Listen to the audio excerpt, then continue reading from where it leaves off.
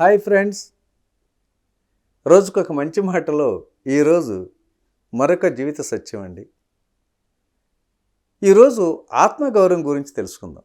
ఒక వ్యక్తి తనకు తాను ఇచ్చుకునే అత్యున్నత పురస్కారం ఆత్మగౌరవమేనండి. మిమ్మల్ని మీరు గౌరవించుకుంటేనే మీరు ఇతరుని గౌరవించగలుగుతారు. వ్యక్తిత్వం తాలూకు ఉన్నతత్వాన్ని వ్యక్తపరిచేదే ఆత్మగౌరవం. వ్యక్తి బాహ్యచర్యలను శాసించేది, నిర్ధారించేది ఆత్మగౌరవమే. ఆత్మగౌరవం కల వ్యక్తులు ఏర్పరచుకునేటువంటి మానవ సంబంధాలు చీకటిలో దీపం పరిచే వెలుగులా ప్రకాశిస్తూ ఉంటాయి. ఆత్మగౌరవం గల వ్యక్తులు తమతో తాము పరిచయం పెంచుకుంటారు కూడా. తాము ఎవరో తెలుసుకునే ప్రయత్నం చేస్తారు. ఇది ముమ్మాటికి నిజం అంటారు సోక్రటీస్. ఆత్మగౌరవం కలవారు విలువలకు కట్టుబడతారు. మంచి శ్రోతగా ఎదుటివారు చెప్పేది వింటారు. తమ ప్రవర్తనతోనే ఎదుటివారిలో పరివర్తన తెస్తారు.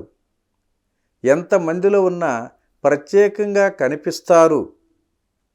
అలాంటి అరుదైన వ్యక్తుల్లో అబ్దుల్ కలాం ఒక ఆణిముత్యమేనండి. స్వచ్ఛమైన తామర పువ్వులా వికసించిన వ్యక్తిత్వం ఆయనది. ఆత్మగౌరవం కల వ్యక్తులు ఎలాంటి వారితోనైనా కలిసిపోతారు. ఎల్లప్పుడూ ఆత్మగౌరవ స్పృహ కలిగి కూడా ఉంటారు. చులకన చేస్తే అంతే, త్వరగా విడిపోయి మౌనంగా దూరంగా వెళ్ళిపోతారు. ఆత్మగౌరవం ఉన్నటువంటి వ్యక్తులే అపన్న హస్తం అందించడానికి ముందుకొస్తారు కూడా. నిస్వార్థమైన సేవా తత్పరంతో తరతమ భేదాలకు అతీతంగా మానవ సంబంధాలకు పెద్దపీట వేస్తారు. తమలోని ప్రత్యేకతను గుర్తించి దాన్ని 10 మంది శ్రేయస్సుకు ఉపయోగించేవారే ఆత్మగౌరవం కలిగినటువంటి వ్యక్తులే.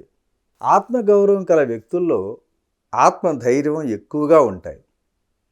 ఆ నమ్మకాన్ని అపజయాలకు, అన్యాయాలకు, అక్రమాలకు బలిచేయరు.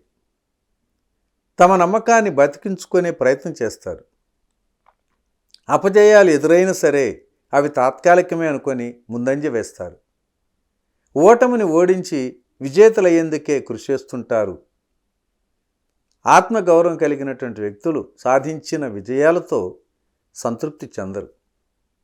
నిరంతరం ప్రయత్నిస్తూ శ్రమిస్తూనే ఉంటారు. తమ లక్ష్యం మారినా గమ్యాన్ని విస్మరించరు.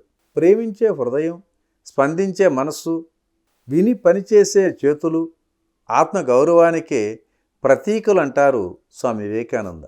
ఆత్మగౌరవానికి, ఆత్మజ్ఞానానికి ప్రత్యక్ష సంబంధం ఉంది. ఆత్మగౌరవం ఉన్నటువంటి వ్యక్తులు ఆత్మజ్ఞానం వైపు దృష్టి సారిస్తారు కూడా. దేనినైనా స్వీకరించినంత తొందరగా త్యజించునగలరు. ఇందుకు గౌతమ బుద్ధుడు, రమణ మహర్షి, వివేకానంద, జుడ్డు కృష్ణమూర్తి వంటి వారు మరి తమ ఆత్మగౌరవానికి, ఆత్మజ్ఞానాన్ని అనుసంధానం చేసుకొని మన మధ్య సంచరించినటువంటి మహాయోగులు, మహానుభావులు కూడా.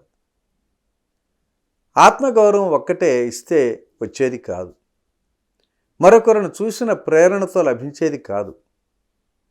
ఆత్మగౌరవం ద్వారా ఆత్మజ్ఞానం పొందినటువంటి యోగులు తరతమ భేదాలను అతీతంగా సృష్టిలో ఏ ప్రాణితోనైనా బంధాలు ఏర్పరచుకుంటారు.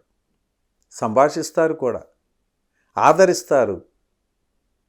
ఆత్మగౌరవం ద్వారా ఆత్మజ్ఞానం, తద్వారా ఆధ్యాత్మిక జ్ఞానం సిద్ధిస్తాయని రామకృష్ణ పరమహంస బోధించే ఉన్నారు. కావున మిత్రులారా, మనం అందరం కూడా ఆత్మగౌరవాన్ని కాపాడుకుందాం. ఓకే ఫ్రెండ్స్, మరి ఈరోజు ఈ మంచి మాటను ఇంతటితో ముగించుకుందాం. తిరిగి రేపటి రోజుని మరొక జీవిత సత్యం ద్వారా కలుసుకుందాం. Thank you. ఇట్లు మీ రామిరెడ్డి, మానస సరోవరం. మీరు ధ్యాన జ్ఞాన ప్రచారం చేయాలనుకుంటే లక్షలాది మంది ఆదరిస్తున్న PMC ఛానల్తో భాగస్వాములు కండి.